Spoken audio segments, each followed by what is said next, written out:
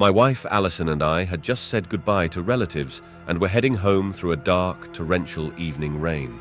Our kids, Jake and Haley, had dozed off in the back seat, and I thanked God for that because on a night like this, it was best not to wake anyone on the road.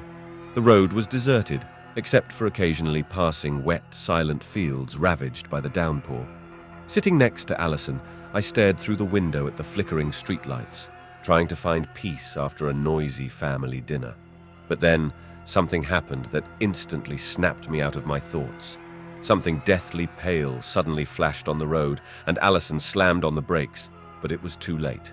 The car jolted, and I felt our vehicle cross over something that couldn't possibly be alive. The wind suddenly quieted, and in my chest I heard something I'd never heard before. A loud, crackling sound of breaking bones. "Oh God!" Alison screamed, sharply braking the car. "What was that?" I was already out on the road, rain-soaked coat pressed against me, pierced to the core by the horror we had just experienced. On the pavement lay the body of a man, whom I recognized instantly upon seeing him as dead. He lay motionless, pale, sprawled out on the black asphalt, rain licking his form. I rushed over, dropping to my knees beside him, trembling hands searching for a pulse on his neck, but there was only cold, unmoving flesh. "Call 911, I ordered Alison, but she was already pulling her phone out of her pocket, fingers shaking as she dialed.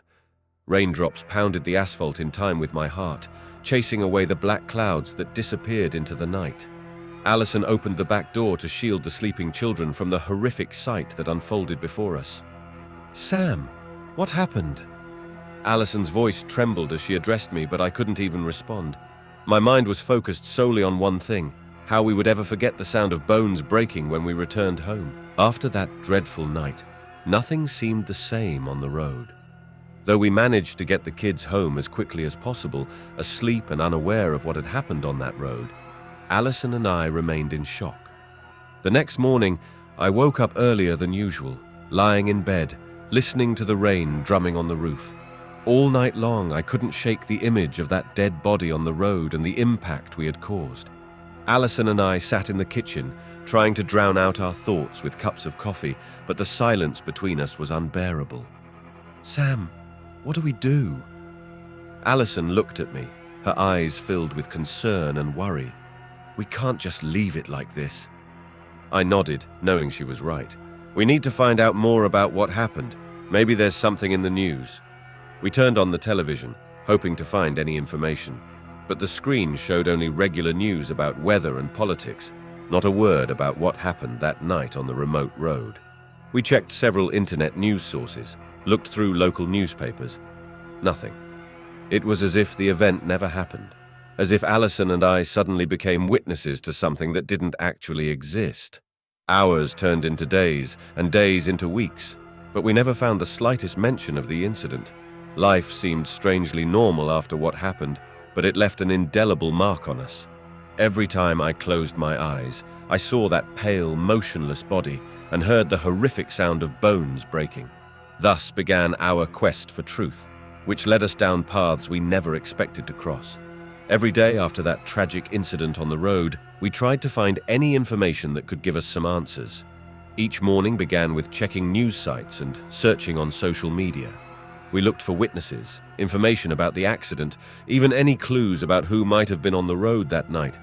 But nothing. Alison and I continued searching for answers like travelers lost in the night. Our days became endless cycles: coffee in the morning, reviewing local newspapers and talking to neighbors during the day, and sleepless hours at night, reliving every detail in our minds. I started delving into archives, searching through old newspapers, and even reached out to the local historical society. But nothing, not a single mention of what happened on that road. It was as if the world had forgotten about that dead body, about the sound of breaking bones. But then, strange things began happening. In the evenings, as I returned home, I saw a shadow in the window of our bedroom. It moved as if someone was there. But when I rushed in, no one was there. Alison mentioned hearing footsteps in the attic, but when I went up, it was empty. Once, while walking around the neighborhood, I noticed a peculiar neighbor. Mr. Holland, an old veteran, always kept to himself. But now he began watching us. I saw him at the window while we had dinner and on the street when we went for a walk. He observed, as if he knew something we didn't. I started asking neighbors, and finally, an elderly woman, Mrs. Jenkins, told me about an old legend. They say long ago, something horrible happened on that road. Local residents called it the Road of Souls.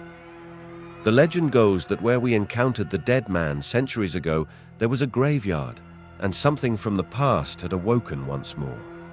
I also regularly called the police, trying to find out if an investigation had been started, but I only received generic responses that the case was ongoing. Sometimes it felt like they were brushing me off, understanding that accidents often happen on such roads and investigations can drag on.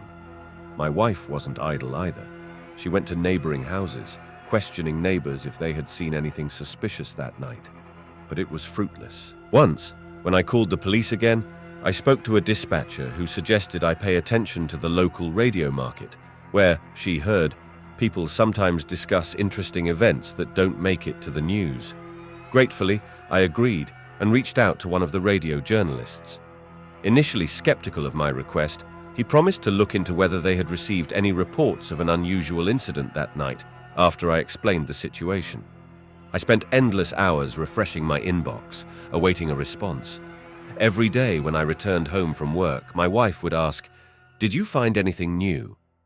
And every time I came to the same conclusion. No, nothing. Our quest for the truth became part of our daily lives, but as time passed, hope dwindled that we would ever learn what really happened that night on the road. When morning light streamed into our home through the windows, I was already up. The past night had given me only a shallow sleep, and in the bathroom, taking my morning shower, I couldn't help but remember what happened yesterday. I emerged from the bathroom feeling uneasy and contemplative. In the kitchen, my wife was already preparing breakfast, and I couldn't resist sharing my thoughts. "Alison, I still can't get over what happened," I said, looking into her eyes. She placed a cup of coffee on the stove and walked over to me. "Sam, we need to let this go. We've done everything we could," she replied softly. But in her eyes, I saw the same concern that mirrored my own. But I knew I couldn't just let it go. In the evening, as I sat in my study, scrolling through internet pages in search of any information, I stumbled upon an article about unsolved cases on roads. It turns out such cases are not uncommon, and many of them remain unanswered. I pondered. Perhaps it was just an unfortunate accident that will never be explained. Perhaps we simply witnessed one of those dreadful incidents that happen once in a lifetime. But still, something nagged at me. Alison came into my study and hugged me from behind. "Have you found anything yet?" she asked, hoping for an answer. "Nothing new," I replied, hanging my head. "Then let's try to move on," she said, and in her voice I heard not only sadness but also hope. Months passed, and our life began to return to normal. We decided not to leave this case behind as a ghost of the past, but I knew I could never completely forget that night on the road, and that I would always seek answers to my questions, even if they remained unanswered forever. Several months passed, and life seemed to be getting back on track. Alison and I did everything possible to distract ourselves from that dreadful night. We spent more time with the children, trying to be more involved in their everyday lives, and found solace in family joys. However, something still remained unsaid. I still couldn't shake the feeling that we missed something important, something that could shed light on what happened that night. And every time I walked past our study and saw the stack of newspapers and printouts, my heart would ache. One evening, after the children had gone to bed, I decided to return to my search. I sat down at the computer and began searching the internet again in hopes of finding something new. Suddenly, I came across a forum dedicated to mystical and unsolved phenomena. Thinking it might be useful, I registered and posted, describing our situation. A few days later, I received a message from a user named Wanderer. He claimed to know about this place and that strange things really happened there. He suggested meeting in person to discuss it. Alison was against it, considering it another false hope, but I insisted on the meeting. At the appointed time, I arrived at a cafe on the outskirts of the city, where Skitterlitz awaited me, a tall, slender man with grey hair and tired eyes. We sat down at a table, and he began to tell me a story that turned out to be more frightening than I could have imagined. "This road where you encountered the dead body is no ordinary road," he began. "Many years ago, Even before they paved it with asphalt, this place was known for its mystical phenomena. People often saw ghosts here, heard strange sounds, and frequently someone would lose consciousness on the road. Local residents called this place the Cursed Crossroad. He continued to recount stories of people disappearing in these parts, of strange creatures appearing in the dark of night. It all sounded like a ghost story for children, but there was something in his voice that made me believe every word. "But why hasn't anyone talked about this? Why is it not mentioned anywhere?" I asked, feeling my heart begin to beat faster.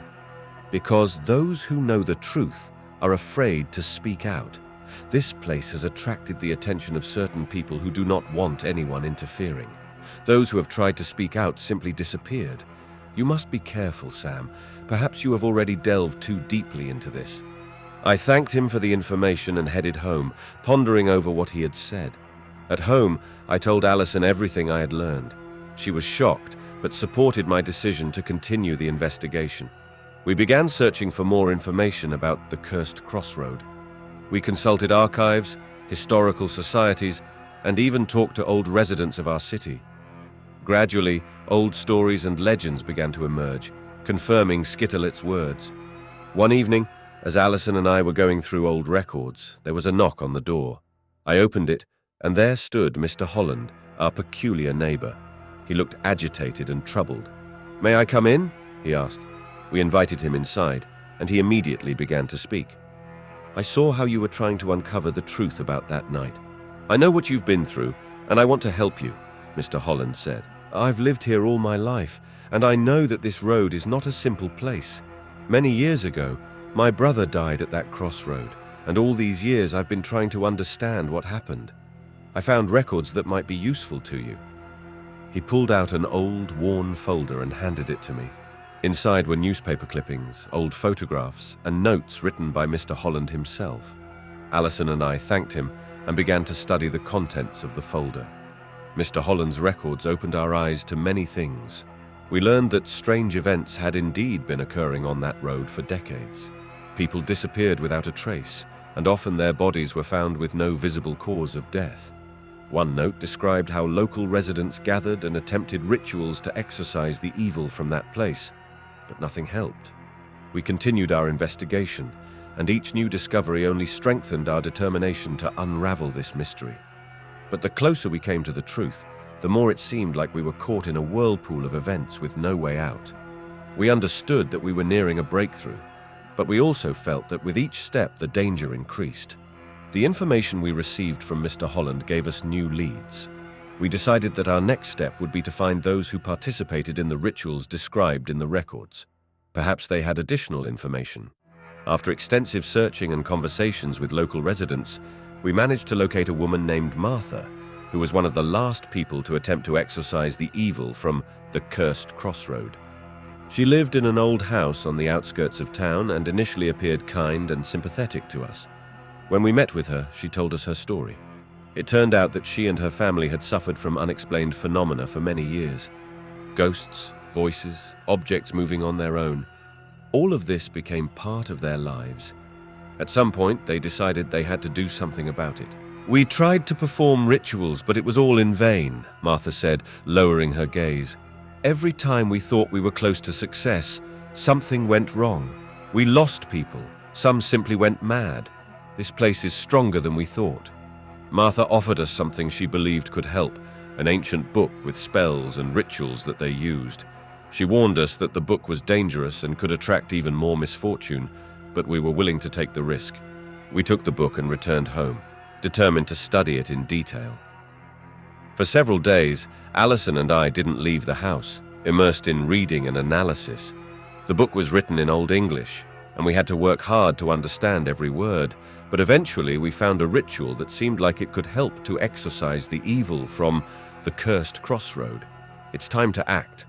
We gathered all the necessary materials and headed to the same place where once a dead body was found. The night was dark and cold, the moon barely breaking through the clouds.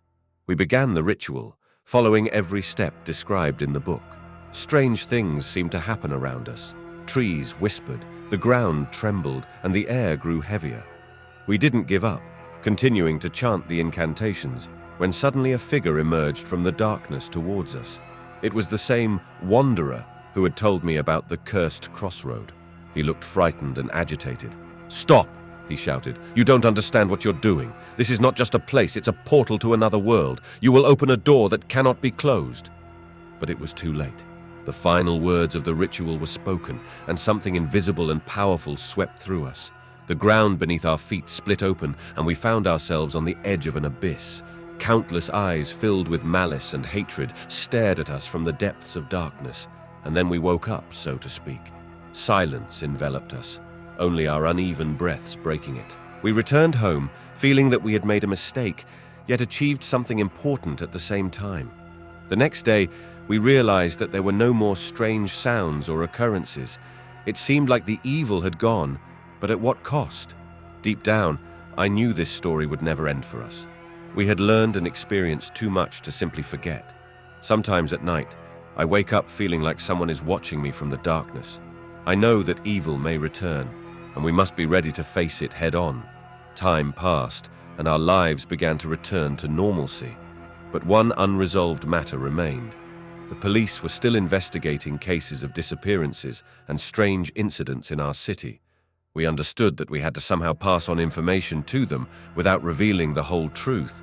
We couldn't just come and say that we had banished ancient evil through a ritual. We needed to find a way that wouldn't arouse their suspicions. One evening, as Alison and I discussed our next steps, Detective Michaels from the police department arrived. He was an experienced and perceptive man who had long been investigating these strange cases. Detective Michaels wasn't alone. Several of his colleagues accompanied him. "Good evening," he said as he entered our home. "We would like to ask you a few questions regarding recent events. We received an anonymous call suggesting you might have some important information." Alison and I exchanged glances, trying to figure out our next move. It would be wrong to withhold information from the police, but how could we explain to them what had truly happened? I sighed and decided to tell them the truth as much as possible. "Yes, we have some information," I began cautiously, "but I must warn you up front. What we will tell you may seem unbelievable." Michael squinted slightly and nodded, indicating he was ready to hear whatever we had to say. We started with finding old records and meeting Mr. Holland, describing the curse surrounding the cursed crossroads. We avoided mentioning supernatural phenomena and rituals, focusing on facts and testimonies from local residents.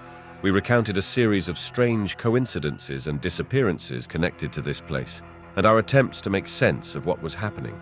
The detectives listened attentively, occasionally asking clarifying questions. They clearly didn't believe in mystical explanations, but could see that we were sincere and genuinely trying to help.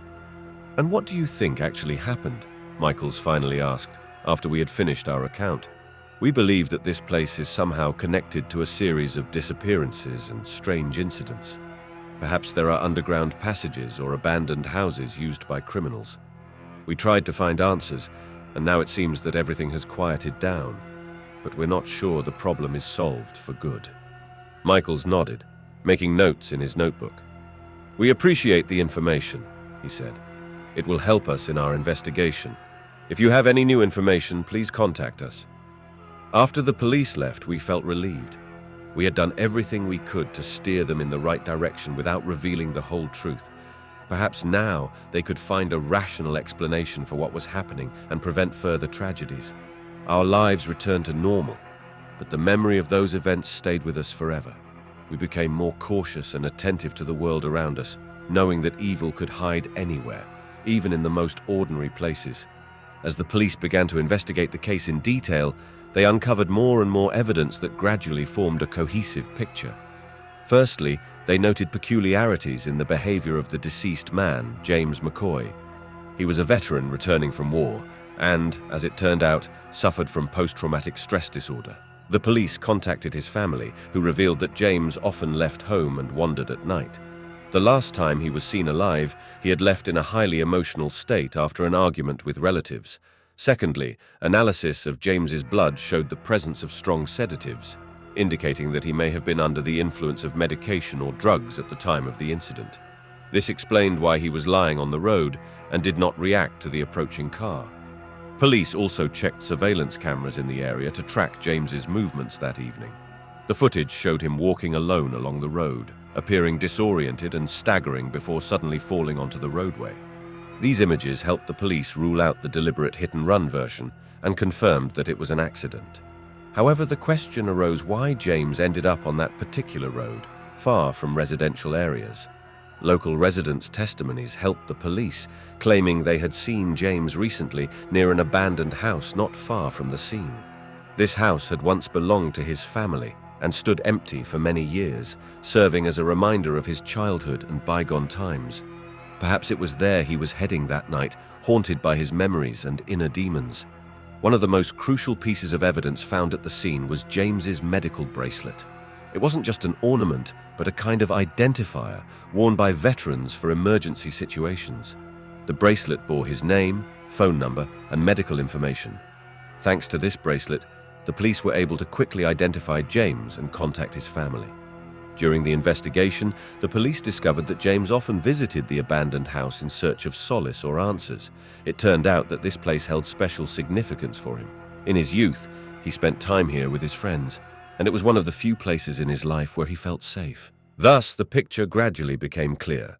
James McCoy, suffering from mental attacks and under the influence of sedatives, was heading towards the abandoned house seeking comfort. In the darkness and rain, he fell onto the road where our car found him. It was a difficult ordeal for everyone, but now that the truth was known, we could begin the healing process.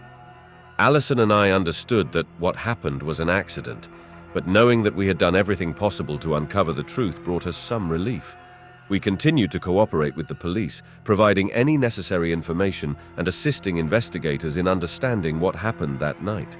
This process was long and painful, but it also allowed us to realize how important our efforts were in preventing such tragedies in the future. Ultimately, the police closed the case, ruling it as an accident.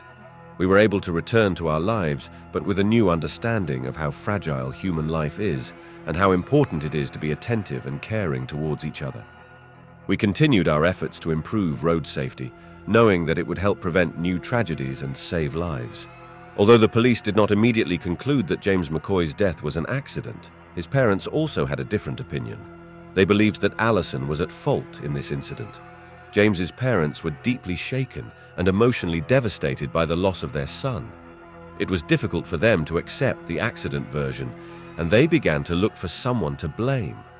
Allison was overwhelmed by the accusations and tried to explain that she was in the car with me.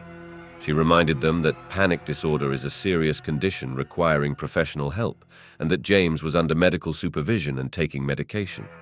However, these explanations seemed insufficient to James's parents. The police conducted additional investigations and interviews to confirm Allison's innocence. Allison decided to seek help from a therapist to cope with the emotional burden and find the strength to move forward. She understood that she needed to acknowledge their pain and try to find a way to reconcile with them despite their accusations. Gradually, with the support of friends and family, Allison began to restore her emotional balance. She also offered James's parents to join her in therapy sessions to discuss their feelings together and try to find common ground. Initially met with skepticism, this offer was gradually accepted as they saw her sincere intentions. It took a long time before the relationship between Allison and James's parents began to improve. The joint therapy sessions helped them understand that they all were experiencing deep loss and needed to support each other. James's parents realized that their accusations were a result of pain and sorrow rather than actual evidence. In the end, they were able to find common ground and began working on repairing their relationship. This process was long and challenging, but it also brought some relief and hope for the future to all involved. After the incident with the man on the road started to resolve, Allison and I realized that we needed to change something in our lives. We could no longer ignore the fact that the dark stretch of road where the incident occurred needed better lighting. This was not just a matter of safety for drivers, but also a reminder of how important it is to care for our environment. We decided to take initiative and start collecting signatures from residents supporting the idea of installing additional street lamps. Allison actively engaged in this process, organizing meetings and gathering information on what safety measures could be implemented. Our involvement in this project was not only an attempt to rectify a tragic event, but also a way to rejuvenate ourselves collectively. We began to feel that our actions had real significance and were helping the community. Moreover, it allowed us to reassess our priorities and values in life. Gradually, improving the lighting became a reality thanks to the efforts of local authorities and active participation of the public. Alison continued to drive this process, maintaining constant communication with authorities and coordinating actions with other residents of the area. This experience also strengthened our bond and mutual understanding with Alison. We both felt how important it is to act together to address issues affecting our community. It became part of our personal growth and acceptance of responsibility for the people around us. Thus, the tragic incident on the road became a turning point in our lives, prompting us not only to internal transformation, but also to active participation in improving the living conditions of our neighborhood.